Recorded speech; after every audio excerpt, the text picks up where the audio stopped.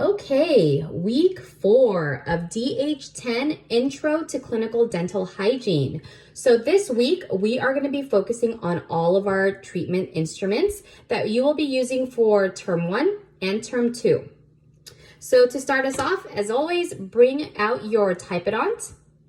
At this point, if you haven't done so already, very imperative that you go ahead and paint your Typodont to guide your scaling and your instrumentation. So Typodonts should be out.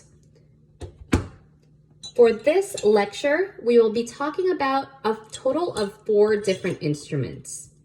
The classifications or the categories are going to be sickles and universals or universal curettes. I'm going to start with the sickles first. You have a variation of 2 different sickles. So if I hold them side by side, you can see one is a little bit more straight on, the other kind of curves to one way or the other. So if I flip them that way, you can see the curvature on this one, and this one is more straight on. If we take a look kind of at a lateral view here, you can see they are very similar in that they have a hook shape and they have a very, very fine tip, so a sickled tip there.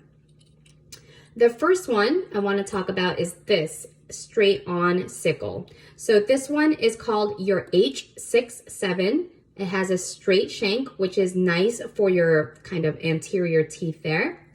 If you would like to use the handle identifier, this one is labeled as SH6/77, SH6/77. So your H67, that is your anterior sickle. The next one is going to be your posterior sickle. So you can see a little bit more of a bend, which will allow you to reach back to those back teeth. Okay. This one is called your Nevi 4. If you are using the handle identifier, it is SC Nevi 4 9E2. So SC Nevi 4 9E2. Okay. The next 2 instruments, we call these universal curettes. Universal meaning we can pretty much use them anywhere, universally. So you can see when comparing the 2, they have a pretty good bend in them. They have more of what we call a rounded toe right here. So not a fine sickle or not a fine point that we saw in our sickles, but rather a rounded toe. The difference between the 2, one is obviously shorter, and this one, the shank is kind of double the size or longer. So this one first, this one is called our Barnhart 5/6. Little bit of a shorter shank here. This is going to be nice for our anterior teeth. Okay, so our Barnhart 5/6. If we are looking at the handle, it is SBH for Barnhart and then 5/67. So SBH 5/67 for our Barnhart 5/6. Our next one is going to be our Barnhart 1/2. So our Barnhart 1/2, again, shank is much longer. As you can imagine, this will allow you to reach back to those back teeth, having that longer shank.